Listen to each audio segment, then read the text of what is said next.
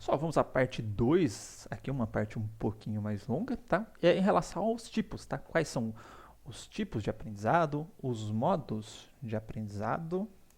Tá erradinho ali, vou arrumar.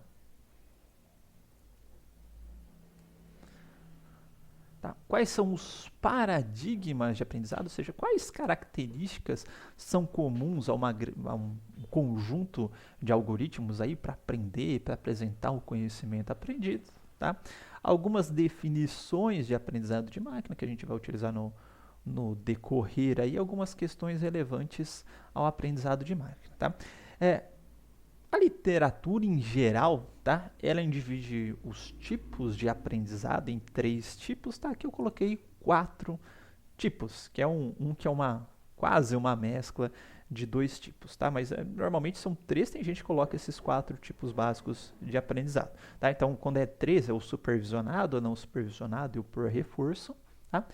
E quando tem quatro, né, o aprendizado, o supervisionado, o não supervisionado, o semi-supervisionado e o por reforço, tá? Em geral, o humano, tá, ele é capaz de realizar os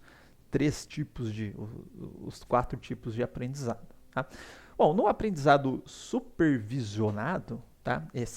A gente fala supervisão porque a gente considera que a gente tem um professor, um supervisor, alguma entidade falando o que aquele exemplo pertence, ou qual que é a categoria, ou qual que é um tema de um determinado exemplo, tá?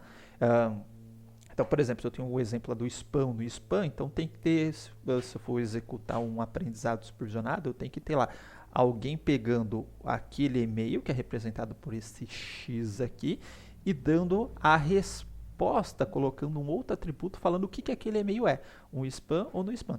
Então tem alguém dando supervisão ou dando um ensinamento ou falando o que significa cada um dos exemplos da minha base de dados, para que depois eu tente reproduzir o comportamento desse professor. Tá? Então, baseado no que a gente fala, então, por exemplo, o professor, ou na hora que a gente está alfabetizando a pessoa, tem um professor lá que fala, ó, essa é a letra A. Então, ele falou, ó, ele desenhou, que seria o exemplo, e falou o que significa aquele exemplo. Falou, ó, este exemplo com este formatinho aqui, ou essa letra com esse formatinho, é o A, tá? Depois vai lá fazer a mesma coisa pro B, ó. Essa letra aqui com esse formatinho, que é o exemplo, né? Ele é B. Então ele está dando a supervisão com relação àquele exemplo da sua base de dados.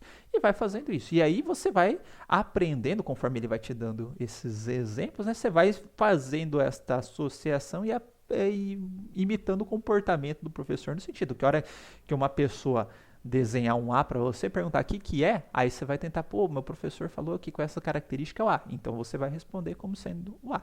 Muito comum esse tipo de aprendizado em nós humanos, tá? Então aqui tem um exemplo, então, por exemplo, se meu professor chegar lá e falar, ó, esses daqui são gatos, são imagens de gatos, tá? Esses daqui são imagens de cachorros, o que você vai tentar fazer? Fala, pô, quais as características aqui que estão presentes nos gatos, que não estão presentes nos golfinhos, e quais características estão presentes aqui nos golfinhos, que não estão presentes nos gatos, até para eu poder diferenciá-los, né? Então, quando você vê lá um A e o B, você fica, pô, qual que é a característica ali que representa o A? Ah, tem uma barriguinha assim, tal, e etc. O seu cérebro internamente vai tentar extrair quais são essas características que levam a, tá?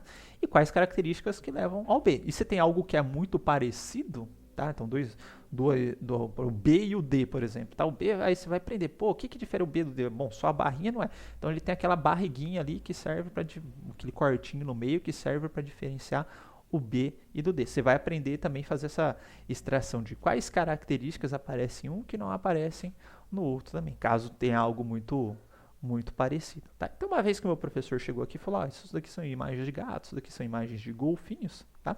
Dado uma nova imagem, mesmo que o meu professor não tenha apresentado aquela imagem para mim, tá? Internamente você aprendeu a associar algumas características dos exemplos que ele falou, isso é gato, isso é golfinho, etc. A mesma coisa com as letras do alfabeto, tá? Para depois poder classificar aquilo ali, determinar o que aquilo ali significa, tá? Automaticamente. Então, na hora que eu dou essa imagem aqui, mesmo que não tenha imagem de gato, pô, essas características aqui, segundo o meu professor ali, os exemplos que o meu professor deu são de gato. Então, eu vou falar que isso é um gato. Na hora que eu apresentar essa imagem, aí eu vou lembrar do meu professor lá, falou, oh, pô, toda vez que o meu professor apresentou uma imagem que tinha assim um biquinho assim assensado, mais comprido, pele lisinha, cor da pele cinza, normalmente está na água ali, aquilo ali é um golfinho. Então, se eu apresentar esta imagem para o meu algoritmo de aprendizado, ele, desde que eu tenha dado essas imagens anteriores, tenha apresentado aquelas imagens anteriores com o rótulo de golfinho, ou falando que era um golfinho, ele vai classificar ali como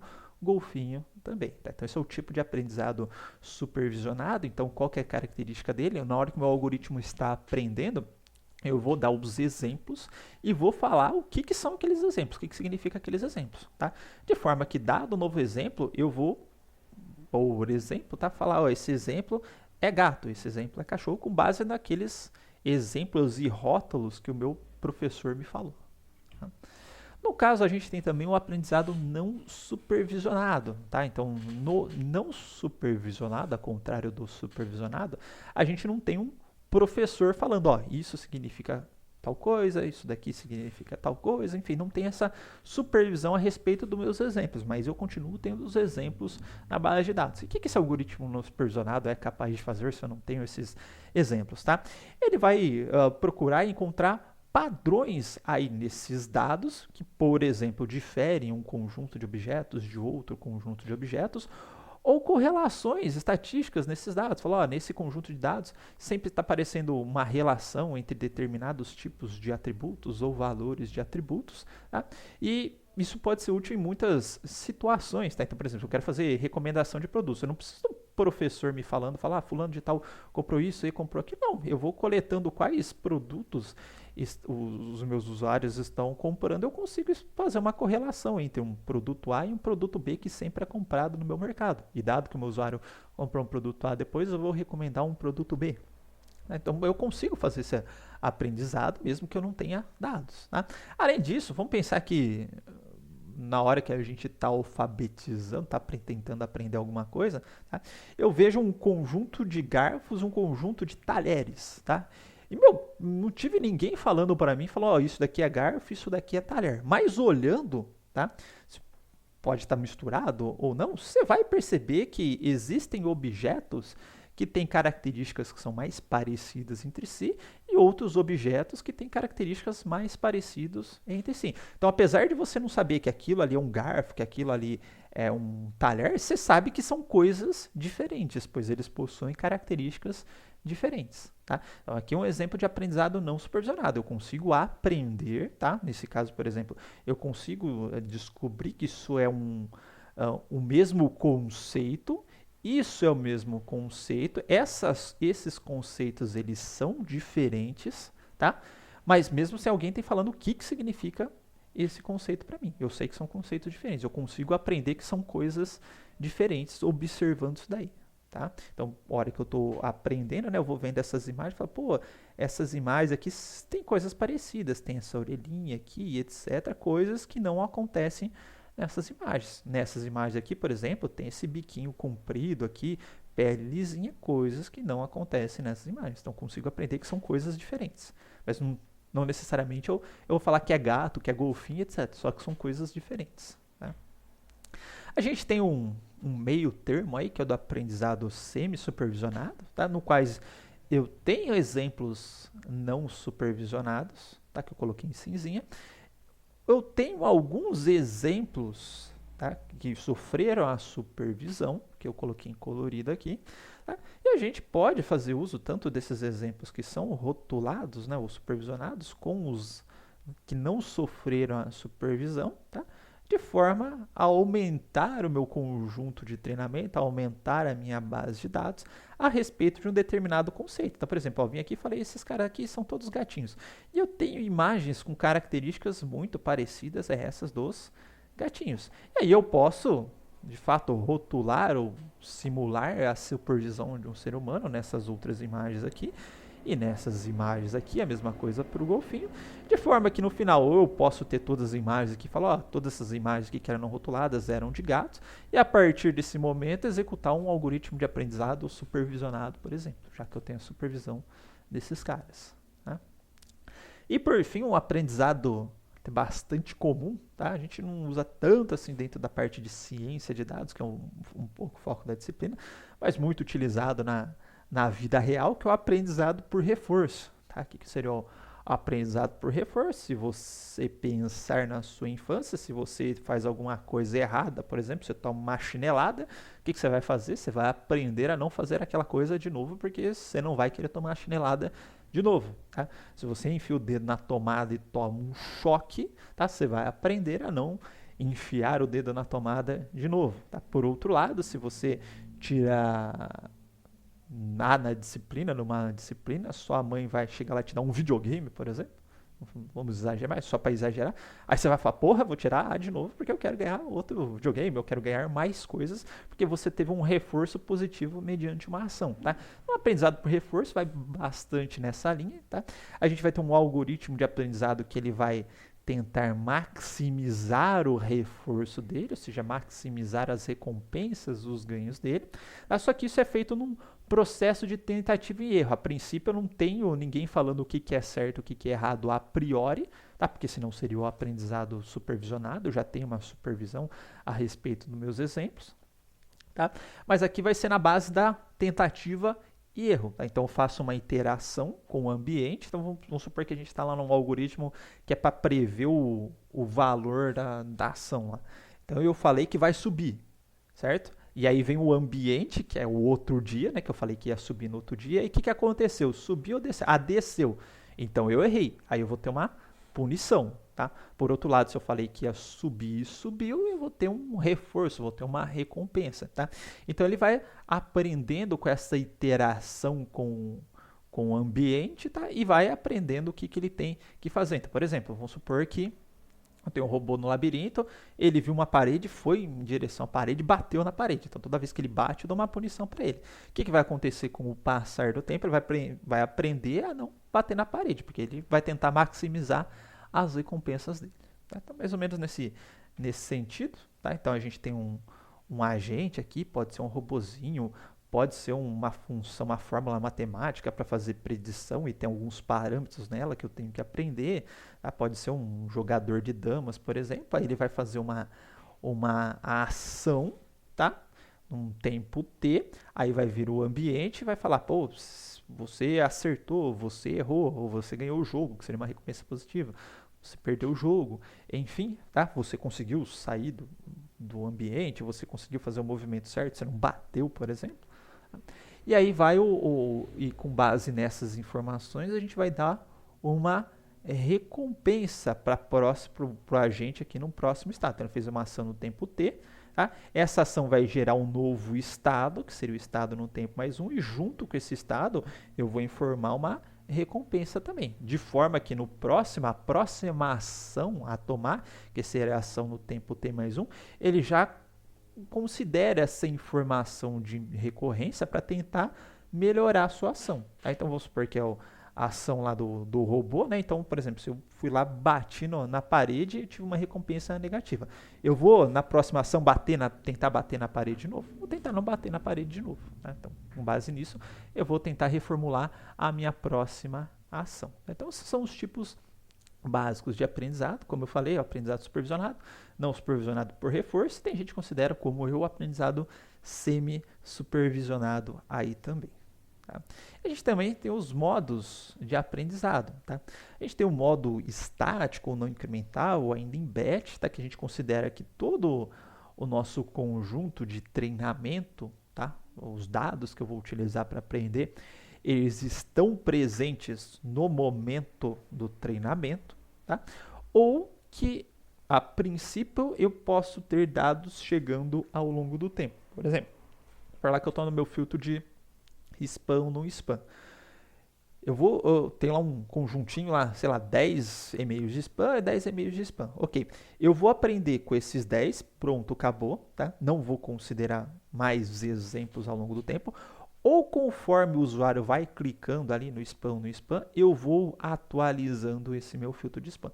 Então, há situações que eu não preciso fazer essa situação. Então, vamos supor que um diagnóstico médico lá sobre diabetes, eu já tenho essa base muito ampla, bem formulada, etc. Não tem novos tipos de diabetes, por exemplo. O que é diabetes do tipo A não muda ao longo do tempo, o que é diabetes do tipo B não muda ao longo do tempo. Então, eu posso construir um modelo estático, assumindo que todos os dados que eu preciso para treinar estão presentes naquele momento. Por outro lado, nesse exemplo do filtro do spam no spam, às vezes o que eu considero spam pode mudar ao longo do tempo. E aí, eu vou aprimorando o meu modelo conforme o cara vai dando novos exemplos de spam no spam. Se eu vou fazendo esse aprimoramento, ou seja, vão chegando novos exemplos ao longo do tempo, e eu vou aprimorando esse meu modelo ao longo do tempo, eu posso falar que eu tenho um aprendizado aí do tipo incremental ou dinâmico. Tá? Se quiser fazer batch também, vai chegando ao longo do tempo, aí você pega todos os exemplos ao longo do tempo e constrói todo o modelo considerando todos os exemplos. Aí você teria o aprendizado batch porque você construiu o modelo assumiu que todos os exemplos que você precisava para o seu modelo estavam presentes naquele determinado momento. Mas se você vai atualizando o seu modelo, né, não construindo ele do zero, mas vai atualizando, aí a gente tem um tipo de aprendizado que é o incremental. Tá? Bom, além disso, nós temos aí os paradigmas de aprendizado de máquina. O que seriam os paradigmas? Tá? A gente vai ver que muitos dos algoritmos de aprendizado de máquina, eles têm algumas características em comum, seja o procedimento que eles fazem para aprender, tá, com base nos dados, seja aí as características que eles usam para realizar o aprendizado ou como que eles vão apresentar o resultado do aprendizado para o usuário. Tá? Não existe um consenso a respeito desses paradigmas, mas diferem, né, de autor, mas a gente vai ver que existem algumas semelhanças em como que esses autores fazem essa divisão de algoritmos. Tá? Então aqui eu peguei 3 autores aqui de livro base que a gente considera na disciplina. Tá? Um que é do Gama, que é este daqui. Tá? Inteligência artificial, uma abordagem de aprendizado de máquina. O outro do Luger, que é este daqui. Nesse daqui não. Será que é este daqui? Que é a coluninha do meio. O outro, sistemas inteligentes, que infelizmente eu não tenho um PDF dele. Que é este daqui. Tá? Então, alguns dividem lá em probabilísticos, baseados em otimização, baseados em procura, baseados em distância. Outros é probabilístico, que bateu aqui, conexionista, que alguns algoritmos aqui são semelhantes desse baseado em otimização, simbólico, genético, emergente. E eu vou utilizar esse da Resende aqui, minha orientadora desde a iniciação científica, tá? Que divide em estatístico, conexionista, simbólico, baseados em instância e em genético, que eu acho que ele engloba geral a da outra galera aqui. Tá? O que é o paradigma simbólico? Normalmente esse paradigma simbólico, tá? Os algoritmos baseados nesse paradigma, eles tendem a aprender regras, tá? De classificação ou de associação, isso depende se eu tenho um aprendizado supervisionado ou não supervisionado. Tá?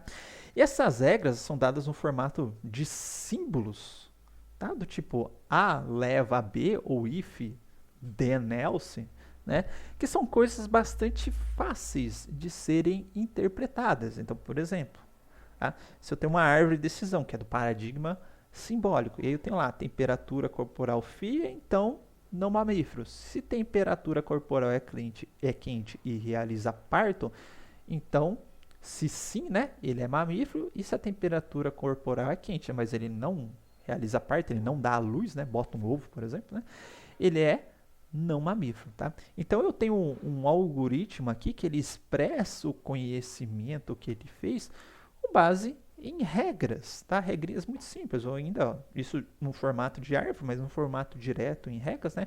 If temperatura corporal igual a fria, então a classe é não mamífero, tá? Se temperatura corporal fria e não realiza parto igual a não, então a classe é não mamífero, tá? Então tem um conjunto de símbolos aí, ou regras lógicas de primeira ordem, tá? Que a gente consegue analisar e descobrir fácil o que é aquele conhecimento ali dentro, Tá? Então, por exemplo, a regra de associação, que é um tipo de aprendizado que não tem nenhuma supervisão, mas se eu analisar as compras dos clientes, eu posso descobrir lá, por exemplo, se o cara compra sal grosso, também compra carne, se o cara compra café, também compra coador, se o cara compra cerveja, também compra fralda, isso é um conhecimento extraído do Walmart.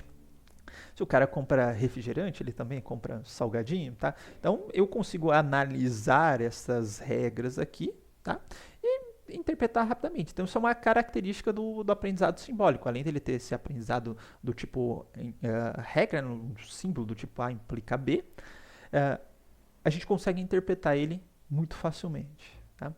Já os aprendizados baseados em instância, tá? Instância é um sinônimo para exemplo da minha base de dados, ou objeto para minha base de dados. Tá? Normalmente ele vai ser baseado nas similaridades, ou no cálculo de similaridades para realizar o aprendizado. Tá? Por exemplo, se eu estou lá nos vizinhos mais próximos, que é um algoritmo utilizado para classificação. Então eu vou dar um novo exemplo, tá?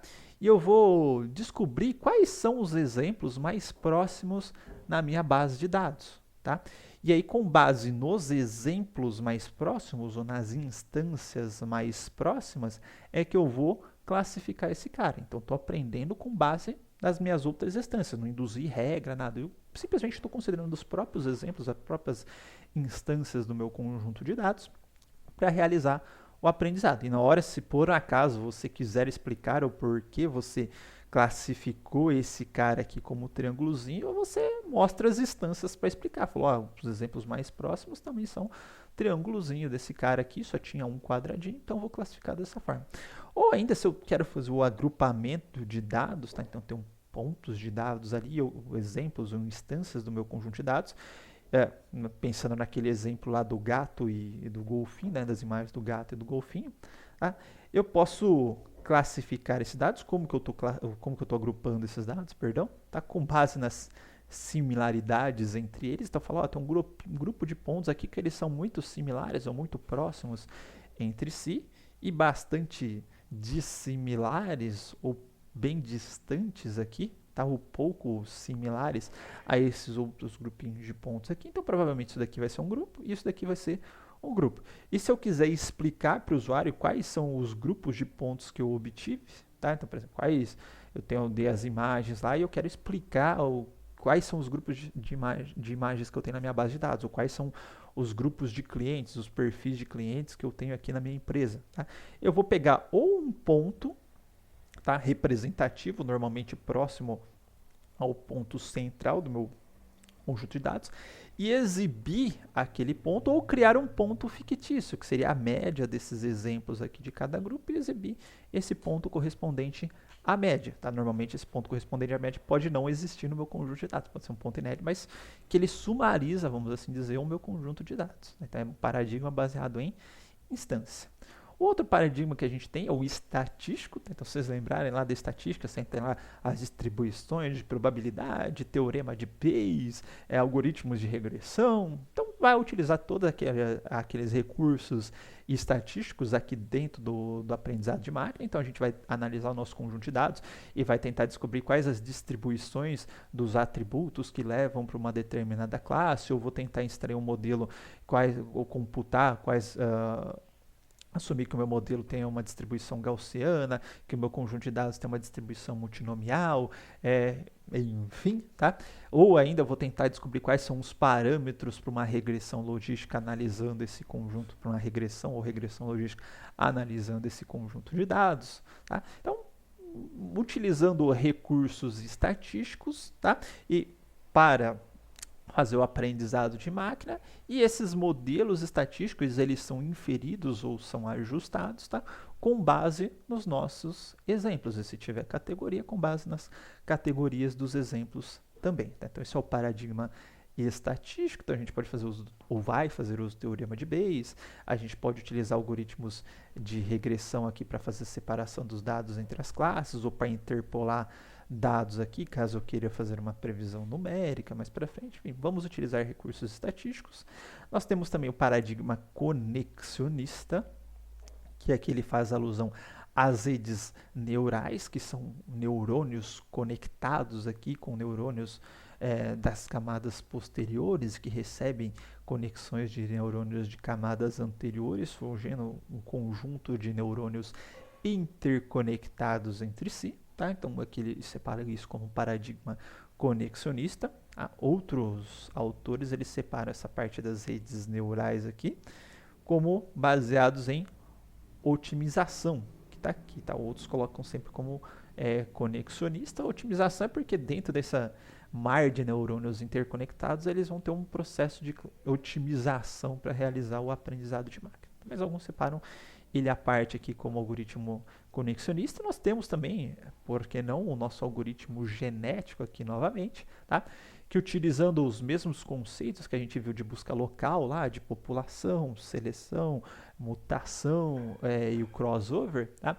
A gente consegue gerar soluções para um problema de aprendizado de máquina. Tá? E o que seriam essas soluções? Por exemplo, eu posso utilizar um algoritmo genético, tá? Vou pegar o exemplinho da regra aqui, para gerar regras de classificação. Então, tem lá uma população lá que vai ter algumas determinadas regras. Tá? Então, cada genezinho pode ser uma regra: temperatura corporal fria, temperatura corporal quente, temperatura realiza parto sim, realiza parto não, enfim, né? Cada um desses pode ser um bitzinho, né? Sim e não, nesse caso bastante simples. Tá? Para determinar cada uma das regras, eu posso tirar uma população de regras, analisar o fitness dessas regras, ou seja, quanto que essas regras acertam, a gente vai ver como calcular isso mais para frente, e gerando os indivíduos ou as regras que acertam mais para tentar formar regras mais precisas, ou ainda se eu tenho um algoritmo, por exemplo, de regressão, né, para inferir quais são os valores numéricos de cada parâmetro desse algoritmo de regressão. Tá? Então a gente pode utilizar a abordagem genética para isso também. Tá? Bom, algumas definições aqui que a gente vai precisar para o decorrer da nossa disciplina. Tá? Exemplo, a gente vai usar exemplo bastante, que pode corresponder a um caso. Dado eu vou trocar aqui, que não é dado. Dado é só um valor.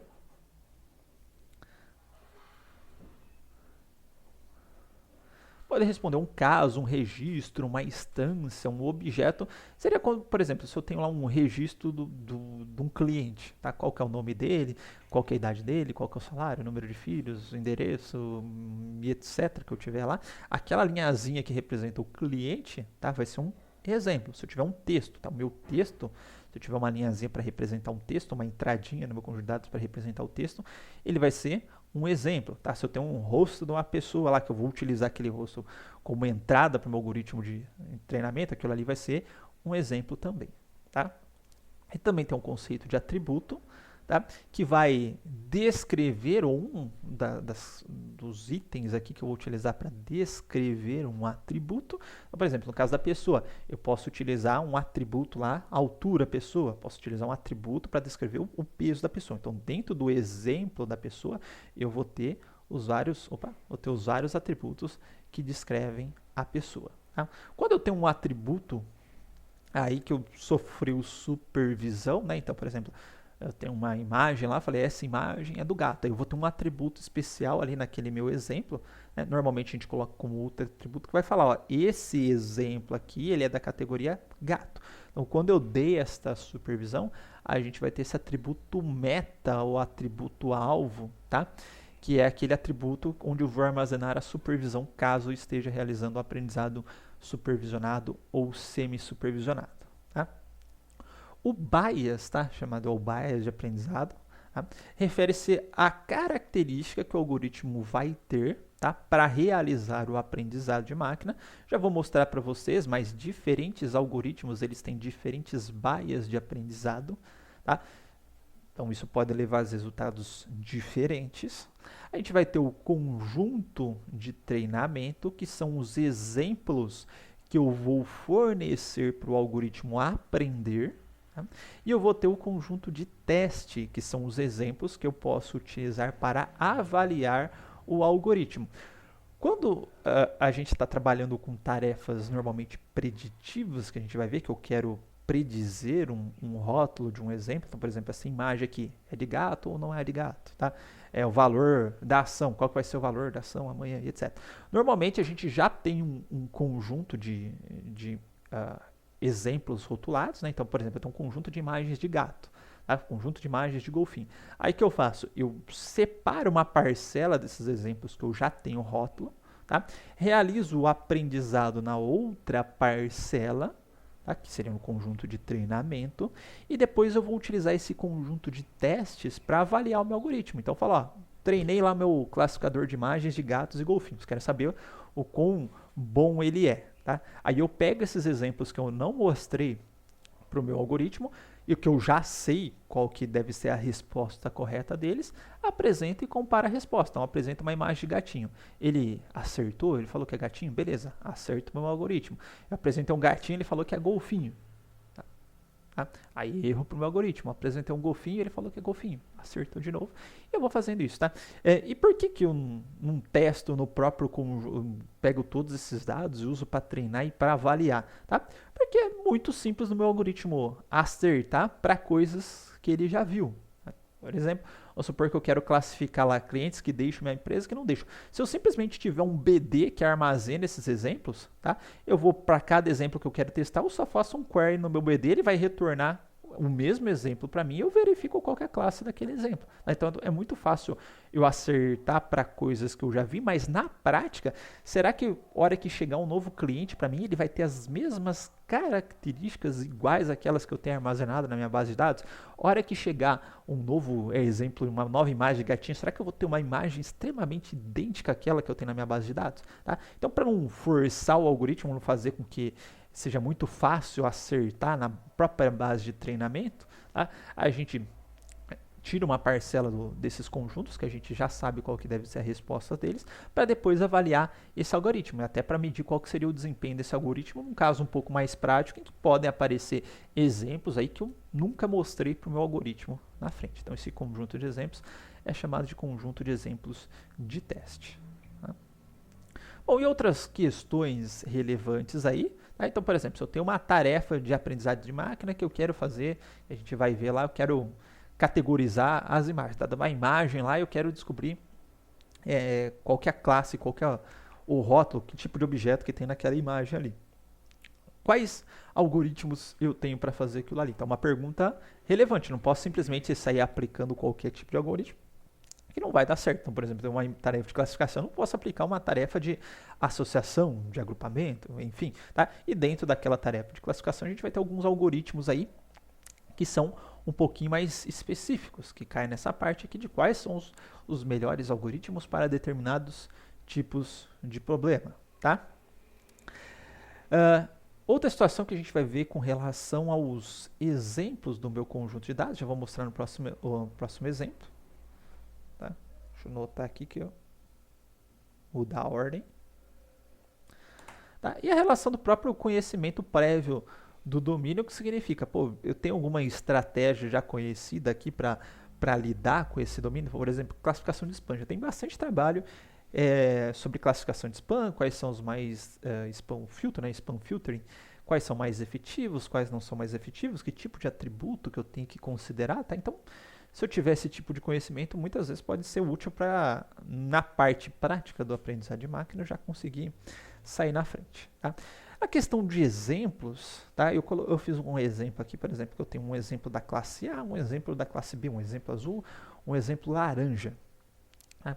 Se eu tiver muito poucos exemplos, fica difícil para o meu algoritmo de aprendizado de máquina, tá? Tentar saber quais são as características de fato que são presentes nessa classe A e que não são presentes na classe B, ou que me ajudam a separar a classe B da classe A. A gente vai ver que, na verdade, a gente sempre consegue plotar esses pontos aqui como se fosse no espaço euclidiano, e os algoritmos eles vão atuar como uma separação desses pontos aqui no espaço. Já vou mostrar para vocês como que a gente faz isso.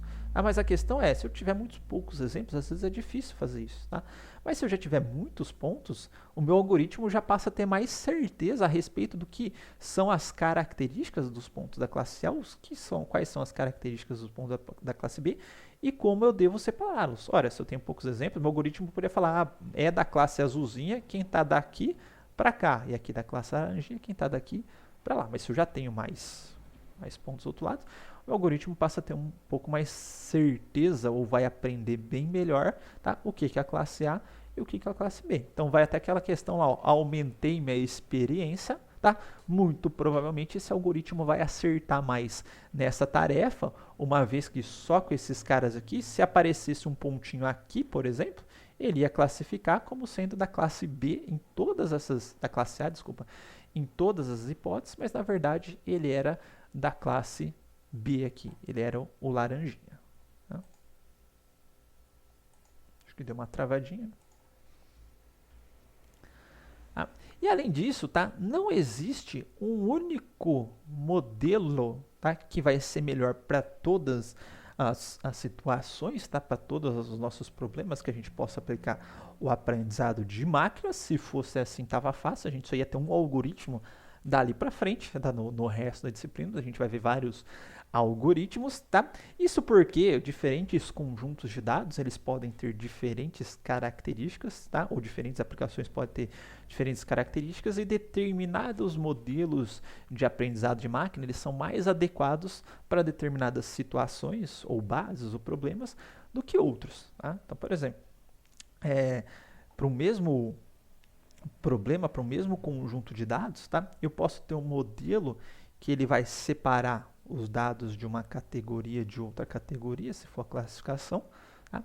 Desta forma, e aqui ele vai tentar separar esses caras dessa forma aqui, tá? Ambos ele conseguiu separar as classes, mas qual que vai melhor na prática? Não sei, tá? Porque nesse cara aqui, ó, se chegar um pontinho aqui, ele vai classificar como sendo laranja. Aqui ele vai classificar como sendo azul. Como eu não vi esses pontinhos dessa classe aqui, eu não sei qual algoritmo que vai melhor na prática nessa situação aqui. Pode ser que seja esse, pode ser que seja esse algoritmo aqui. Tá? Então a gente só descobre meio na prática, naquela questão de ter um conjunto para treino, outro para teste, e verificar qual modelo vai melhor, porque eles têm diferentes maneiras de analisar o conjunto de dados. E pode ser que para um determinado conjunto de dados, de fato, as classes estejam separadas dessa forma, todos esses exemplinhos aqui seriam da classe azul, tá? E aqui nessa, uma outra base de dados, por outro problema, tá? Os exemplos da classe azul seriam realmente esses caras separados dessa forma e testando aqui, tá? Mas você fala, mas é só ver os exemplos e ver qual característica do algoritmo dá melhor para aqueles exemplos. O problema é o seguinte, a grande maioria dos dados que a gente vai trabalhar, eles são n-dimensionais. O que significa? Significa que aqui nessa situação, ó, os meus dados eles têm duas dimensões, ó, eixo x, eixo y. Eu consigo visualizar em duas ou até três dimensões. Tá? Mas eu vou trabalhar com dados, normalmente tem n dimensões. Tá? Vamos pensar no caso da íris. Eu quero classificar qual que é o tipo de íris, lá, se é virgínica, versicolor, etc. E para isso eu coletei tamanho da pétala, largura da pétala, tamanho da sépala, largura da sépala. Enfim, já tenho 4 dimensões desses dados. Eu não consigo analisar dados com 4 dimensões. Tá? Vamos pensar do problema lá do que leva o meu cliente a deixar minha empresa. Tá? Então tenho lá qual que é a idade, qual que é a faixa salarial dele, se eu tiver esse tipo de informação, qual que é a cidade, quantos filhos ele tem, e etc. Então tem várias dimensões aí, eu não consigo visualizar isso para descobrir qual que é o melhor modelo ali, tá? Então, na prática, é meio uma tentativa e erro aí de testar modelos e verificar quais são os melhores modelos, mas como eu falei, para determinados domínios, como já existem estudos na literatura aí, por exemplo, eu quero fazer detecção de intrusão de rede, eu quero classificar como spam ou não spam, e etc. Já tem alguns algoritmos que já sabe que saem melhor em relação a outros. Tá? Então você pode ter já ser direcionado, tá? Ou já se direcionar a um pequeno conjunto de algoritmos para não ter que testar todos também. Tá? Bom, então por esta parte é isso. Depois a gente volta com os tipos de dados que podem ser aprendidos, que a gente pode submeter aos algoritmos de aprendizado de máquina.